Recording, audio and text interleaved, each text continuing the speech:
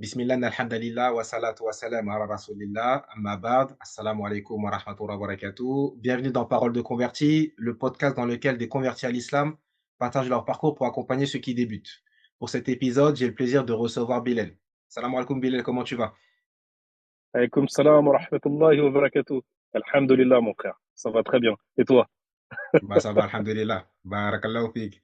Bah, du coup, Wa Bilal, fika bah, pour barakallah. qu'on comprenne un peu mieux ton parcours, est-ce que tu peux nous parler un petit peu de toi, du contexte dans lequel tu as grandi, religion, origine, pays, voilà, Hmm. comment tu étais ben, avant l'islam? Bah, écoute, moi, avant l'islam, faut savoir que moi, je suis martiniquais indien.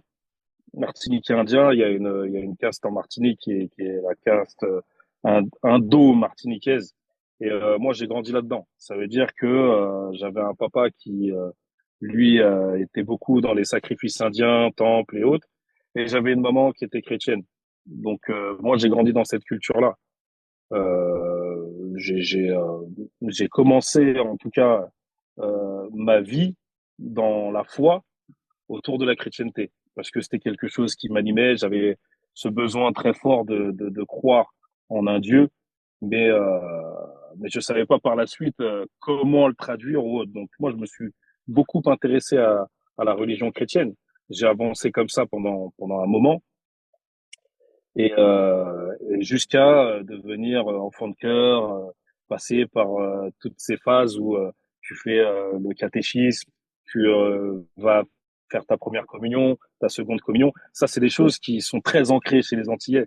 Donc, avoir une maman et un papa, même s'il était indien, mais qui a vécu en Martinique, c'était quelque chose qui était vraiment très, très fort chez nous. Donc, tu te lèves, tu sais, tu as les neuvaines, tu as le carême, tu as tout ça, et tu as le baptême. Et forcément, moi, j'ai été très, très, très influencé par ça. Ça a beaucoup influencé ma vie. Donc, j'ai commencé à m'intéresser vraiment, vraiment à la chrétienté et je suis rentré très, très fort là-dedans. Ça, c'était ma période avant l'islam. J'étais très présent, en tout cas, dans tout ce qui pouvait toucher de près ou de loin cette religion.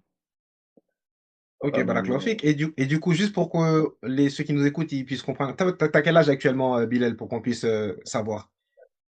alors aujourd'hui, j'ai 47 ans. 47 ans. Ouais, ouais, le temps va pas épargner. J'ai 47 ans et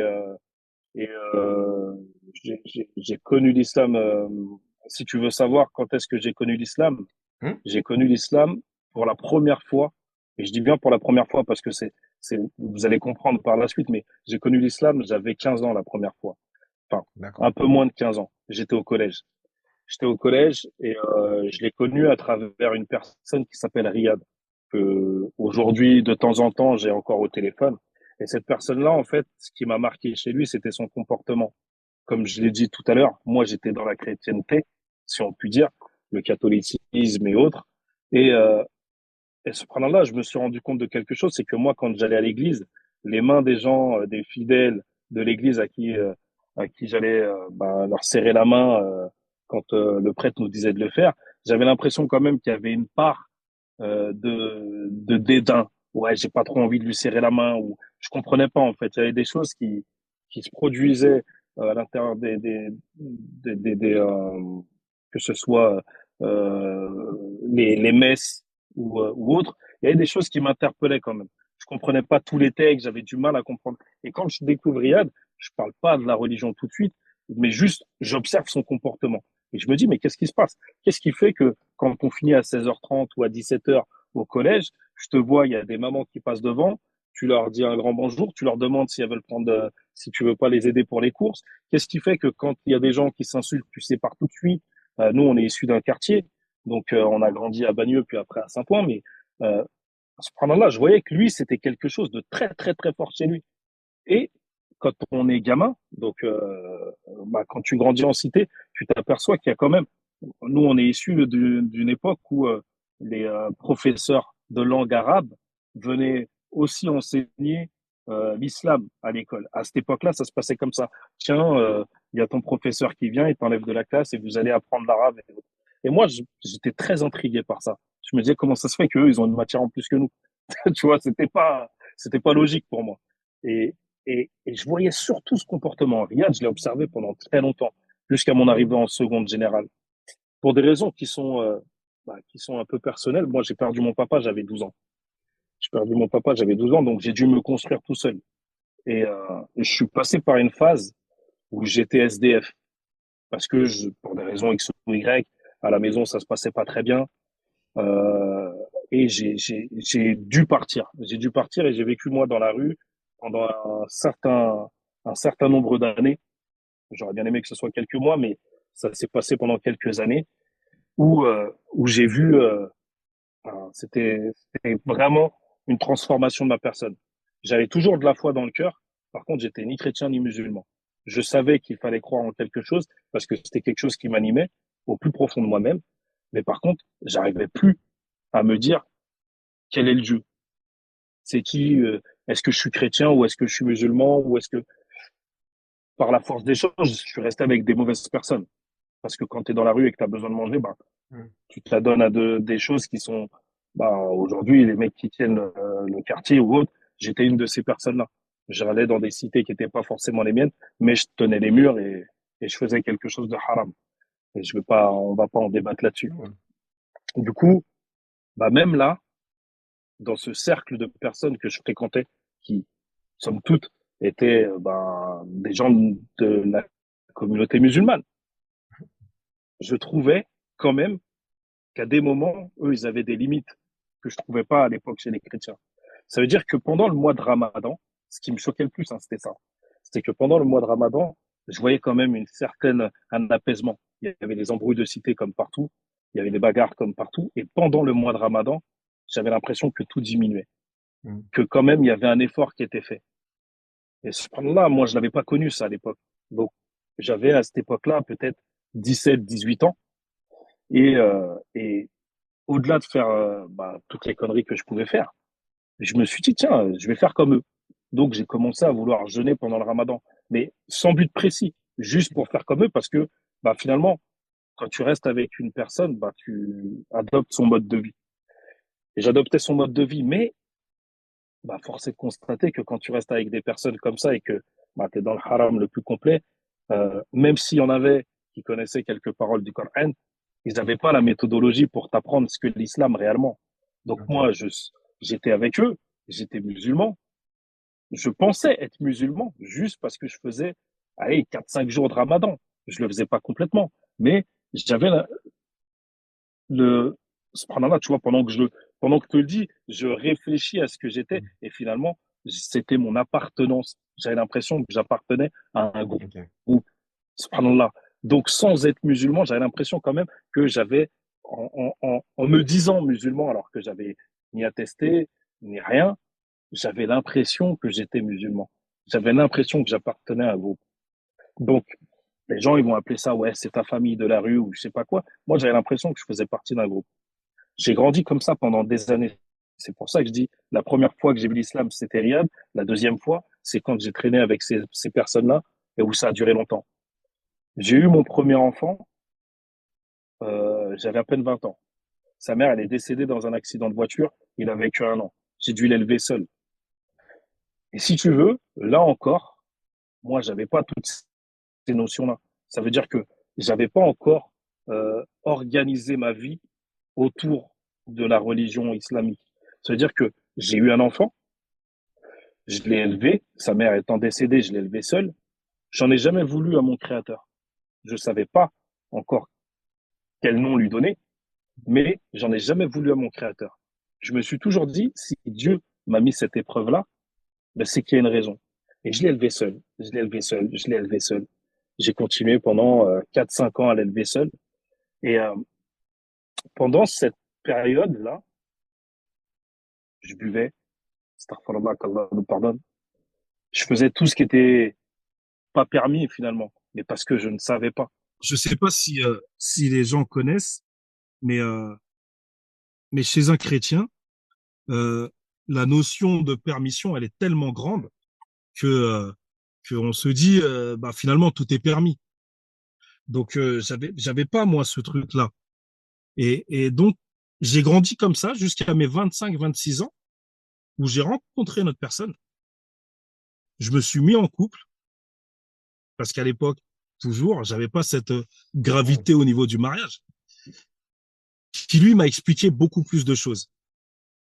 Mais comme tout converti qui se respecte, ben, à un moment donné, tu prononces la shahada. Je l'ai faite. Je l'ai faite et un des tournants qui était pour moi vraiment radical, qui a fait que j'ai vraiment compris, c'est quand j'ai commencé à fréquenter, il m'amenait chez lui et je voyais sa famille. Et là c'est plus pareil. Parce que finalement, quand on était dans la rue, je voyais une facette. Et quand j'ai commencé à fréquenter sa famille, c'était des Marocains. D'ailleurs, on est toujours amis aujourd'hui. Euh, j'ai vu vraiment ce qu'était la prière à l'heure, l'importance, le degré de pudeur, la moroua, parce que en tant qu'Antillais martiniquais, les Antillais, il n'y a pas cette pudeur-là. Nous, c'était très normal d'être en Martinique et de voir des gens en short, que ce soit des femmes ou autres. Là, cette pudeur-là n'existe pas. Le fait de sortir avec quelqu'un, c'est normal. Donc là, chez eux, j'ai compris que moi, avec mon comportement, il y avait des choses où ils me disaient rien, ils souriaient, mais l'air de dire, non, ça, tu peux pas. Harry, Ouais. ça, tu peux pas. Tu peux pas Ouais. te mettre comme ça ou, non. Ça, faut que t'enlèves, mon frère, parce que c'est pas bon. Là, quand tu viens de rentrer, non. Enlève-moi ce comportement, chasse-le. Et petit à petit, j'ai commencé à rentrer réellement dans l'islam, je pense, moi, pour ma part, quand j'ai eu 25 ans, 25, 26 ans. C'est là où vraiment le tournant s'est effectué et où j'ai vraiment pris conscience de ce qui pouvait attraire à l'islam et à la religion. Et alhamdoulilah, le bonheur que j'ai eu, c'est que, enfin, le Alors, attends, bonheur, Bilal, juste pour bien faire un petit peu un résumé, pour savoir si j'ai bien compris, et peut-être pour nos auditeurs aussi. Donc, on va dire, il y a eu plusieurs grandes parties, on va dire, dans ton cheminement. 15 ans, tu rencontres ton ami Riyad. Donc, lui, c'est le Oui, comportement qui t'attire. Vous n'avez pas parlé de religion, mais lui, tu vois qu'il a un comportement qui est différent de ce que tu as l'habitude de voir. exactement. Et après, de fil en aiguille, vers l'âge de 17-18, tu as un groupe de personnes que tu fréquentes. Voilà, tu as l'impression que tu es dans une communauté avec eux. Tu Ouais, pratiques un petit peu le ramadan, mais c'est tu pas ça. forcément converti parce que toi, pour toi, tu sais pas comment se convertir. Donc, tu penses que le fait de jeûner, ben, tu es déjà dans l'islam et que C'est tu ça. fais quelques. C'est ça. Et puis après, C'est il y a ça. cette troisième partie où tu rencontres un ami et donc cet ami-là te ramène dans sa famille. Bon, là, on a plutôt à Ouais, l'âge de 25 ans, c'est-à-dire 10 ans plus tard. c'est ça. Et c'est encore C'est le ça. comportement qui te fait voir des choses de Complètement. l'islam à travers le comportement de la famille de ton ami. C'est un peu ça, du coup, Complètement. les trois grandes phases de ton cheminement jusqu'à réellement ce que tu prononces ta shahada. Exactement. En fait, la première, comme tu l'as souligné, ça a été le comportement. Le deuxième, c'est la notion de partage qu'il y avait chez ces personnes qui étaient dans le haram, mais qui partageaient tout. Qui me disaient, ouais, mais chez nous, les musulmans, on partage ça. Ça, c'est normal. Ok. Il n'y a pas de problème. Ton argent, c'est mon argent, il n'y a pas de problème. Tiens, là, c'est le ramadan. Tu fais le ramadan, mais tuftores avec nous. Le soir, on vient. Et je trouvais qu'il y avait quand même du hanan, Hmm. de l'amour dedans. Il y avait Ok. tu vois, il y avait un certain amour pour dire, ouais, le soir, on va pas te laisser seul. Ouais, On ouais, m'invitait pas chez eux parce que, ouais. Ouais, ouais. voilà. Mais Ouais, par ouais, ouais. contre, on va pas te laisser seul. On sait Ok. que toi, tu es dans telle cage d'escalier, on vient. Et ce truc-là m'avait quand même profondément marqué, mais t'as pas la méthode. Donc, tu penses Ok. que tu es musulman parce que tu as partagé, mais toujours pas. Et la troisième phase, effectivement, c'est quand là, j'intègre Aziz, qui est un frère que j'aime en Allah aujourd'hui et qui me présente sa mère, et où là, la chose est différente parce que je suis dans une famille qui pratique et où la mère me parle du prophète, alayhi salatu wassalam, me parle de certains compagnons, me parle de Allah, azawajal. Tu vois, c'est plus pareil. Là, on est Ouais. rentré dans une autre dimension où vraiment, ça y est, on va me faire comprendre et on va m'expliquer réellement ce qu'est l'islam, Ok. réellement qui est Nabi, sallallahu alayhi wa sallam. C'est maintenant. Et Ok. là, c'est là où je prends conscience que finalement, derrière tout ce que je voyais, mais il y a un nombre incalculable d'histoires, parce qu'à l'époque, c'était des histoires. Je connaissais pas hadith, pas hadith, je savais pas. Mais Ouais, pour ouais. moi, c'était des récits. Et de savoir que c'était des choses qui sont vraies, me posait un cas de conscience. Ça veut dire que je me disais, mais attends, vous partez de quoi?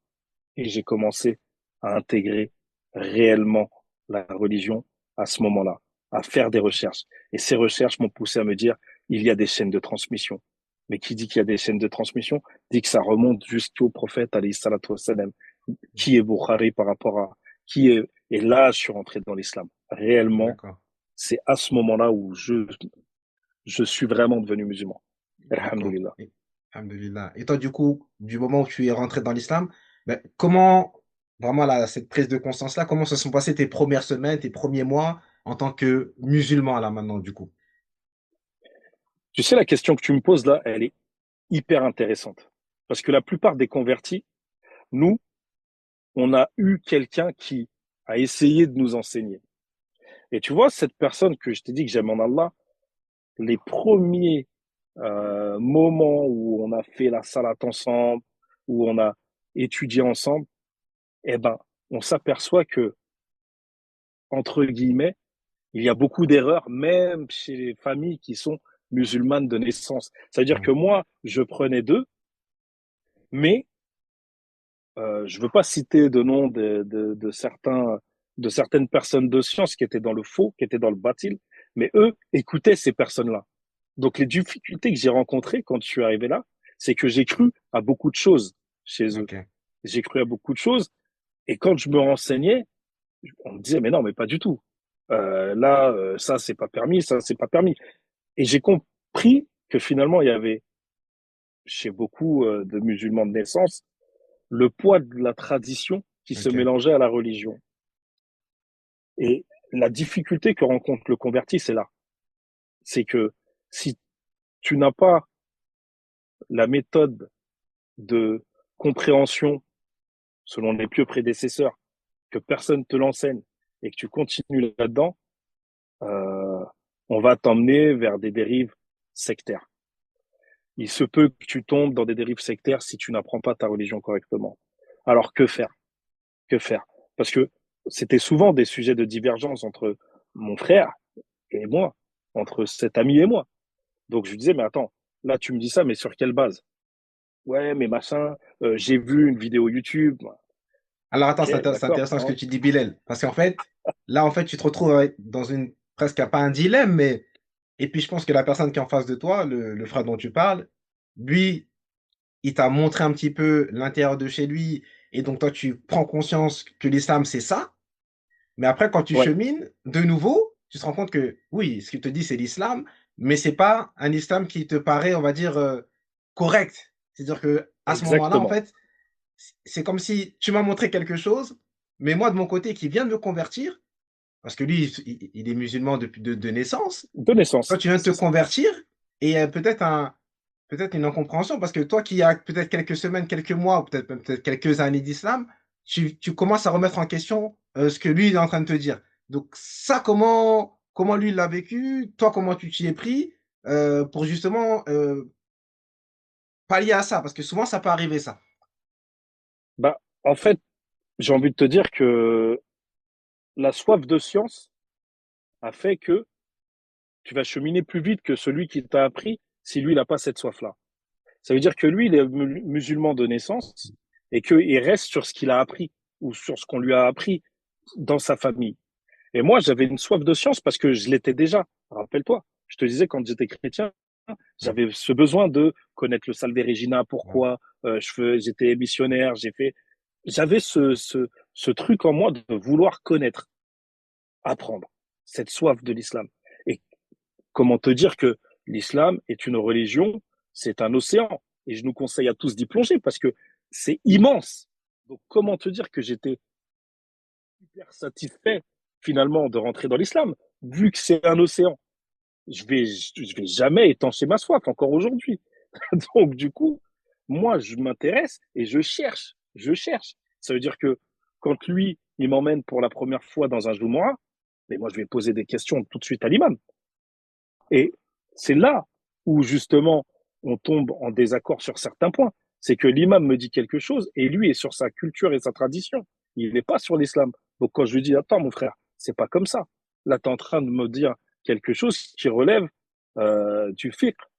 Sauf que le fiqh, ni toi ni moi, on est savant là-dessus. Je lui dis donc, faut poser la question à l'imam. Ouais, mais t'es fou. Nous, on a toujours fait ça. Mais Hmm. comment on a toujours fait ça? Et c'est là où on a eu des sujets de divergence. Donc, bah, comme tout sujet de divergence, au début, quand tu viens juste de rentrer, bah, tu viens de te convertir, tu viens de rentrer dans l'islam, la chose que tu fais, c'est que tu te rapproches d'un imam. Et là encore, ça peut être une épreuve. Parce que selon l'imam que tu vas voir, tu peux être en désaccord avec cet imam-là. Subhanallah al-Azim. Et ça, je le savais pas. Donc ça veut dire qu'au début, je buvais les paroles de certains imams en me disant que ils sont sur la vérité. D'accord. Alors, dans les sujets qui vont être généraux, de manière générale, il n'y a pas de problème. De manière générale, il n'y a pas de problème. On est à peu près tous pareils. Mais sur certains sujets, c'est là où ça commençait à être un petit peu délicat pour moi de suivre certaines voies. Ok. Parce que je comprenais pas Et tout. ok. Et justement, pour justement ça, ça va être intéressant. Toi, dans tes débuts, quelle est pour toi la plus Ouais. grosse erreur que tu as pu commettre? Parce qu'avec justement cet élan, cette motivation, le fait de vouloir chercher, etc., quelle erreur tu as pu commettre toi? Justement, pourquoi je te pose cette question-là? C'est pour que si tu devais conseiller un nouveau converti aussi, qui vient de rentrer dans l'islam, qu'il fasse pas la même erreur que tu as pu faire toi à l'époque. Ce serait quoi? Ou s'il y en a plusieurs peut-être. En fait, la première chose que je dirais à un converti, c'est de se rapprocher d'une mosquée, de prendre des cours de langue arabe, parce que c'est la première chose qui va t'aider à te concentrer sur l'intégralité de ta conversion et l'intégralité de ce que tu vas faire après. La première chose, c'est effectivement de se rapprocher des mosquées. Dans les mosquées, se rapprocher des gens qui vous disent Kalallah, Kara Rasulullah. Si vous entendez ces deux phrases, vous êtes plutôt dans le bon. Et là, effectivement, si vous entendez à travers les pieux prédécesseurs, vous êtes sur la bonne voie. Moi, la compréhension des pieux prédécesseurs, c'est là où j'ai compris que finalement, tu peux pas te tromper, tu peux pas dévier. À partir du moment où tu es dessus, tu peux pas dévier. Donc, la langue arabe, la première chose, c'est de se rapprocher des mosquées. Comment apprendre à prier, comment, voilà, vous allez avoir cette facilité à apprendre finalement comment prier, comment faire les ablutions, tout ça, et en même temps apprendre la langue arabe parce que la vérité est dans le livre. Et les traductions en français sont quand même très fines parce qu'il n'y a pas assez de mots en français, il n'y a pas assez de définitions pour comprendre le livre d'Allah Azawajal, ce qu'Allah nous a apporté, le Coran. Donc du coup, moi, mon conseil, quand on commence, il faut commencer doucement. Commencer par vous rapprocher des mosquées et commencer par l'essentiel. Comment je fais l'odo? Comment je prie? Une fois qu'on est là-dedans, c'est de se renseigner sur ce qui peut se faire et ce qui ne se fait pas. Et c'est du pas à pas, en fait. Plus on va rentrer et moins on va se tromper. Mais gardez en tête que tout faire d'un coup, ça ne fonctionne pas. Ça ne peut D'accord. pas fonctionner. Moi, je suis rentré, j'ai voulu aller vite, parce que pour le coup, j'ai une petite anecdote, hein. Quand on commence à apprendre la science, moi je me rappelle dans mes débuts, chaque personne que je voyais, sans même avoir compris, hein, des fois, j'arrivais, je disais, ouais, tu sais que ça, tu peux pas le faire. Hmm. Ça, tu sais que ça, machin. Et ça, le problème chez les convertis, il y en a beaucoup qui vont se reconnaître dedans, mais subhanallah, on a un ego démesuré à la fin. On est là, on a appris un matin, un résumé d'un livre qui faisait 20 pages. On a l'impression qu'on connaît l'islam. On ne connaît pas l'islam. L'islam est un océan et je nous conseille d'y plonger. Vraiment. Et la religion, la science, c'est un océan. Vraiment. Et subhanallah, moi, si je devais conseiller en tout cas un converti, c'est commence par le béaba, ta salat et et tes ablutions. C'est la base. À partir du moment où tu as les ablutions et la prière, renseigne-toi sur le reste, mais tout doucement. Vas-y pas à pas. Et n'oublie pas qu'Allah Azawajal, il est clément. Il est miséricordieux. Donc, quoi qu'il arrive, tu feras des erreurs. Mais si tu n'es pas au courant que c'est une erreur, t'inquiète pas. Ne regarde pas ce que les gens vont dire. Ne te laisse pas perturber par un jugement autre que celui d'Allah Azawajal. Soit entre la crainte et l'espoir. La religion du juste milieu. Alhamdulillah. Alhamdulillah. Barakallahu fik, Bilal. Et bah, en tout cas, je te Wa remercie fik, beaucoup pour barakallah. ton témoignage. Je pense que c'est un témoignage qui, alhamdoulilah, qui va servir à pas mal de personnes. Bah, pour ceux qui nous écoutent, en tout cas, si le témoignage vous a aidé, et si vous pensez qu'il peut aider aussi quelqu'un qui vient de rentrer dans l'islam, en tout cas, n'hésitez pas à le partager. Hmm. Bilal, je te remercie, qu'Allah te récompense énormément, en tout cas, pour ton Jazakallah khair. témoignage. Ahsan Voyez, mon Allah wa frère. ilaka, mon frère. Amin, Amin. amin. سبحانك اللهم وبحمدك نشهد أن لا إله إلا أنت نستغفرك ونتوب إليك السلام عليكم ورحمة الله وبركاته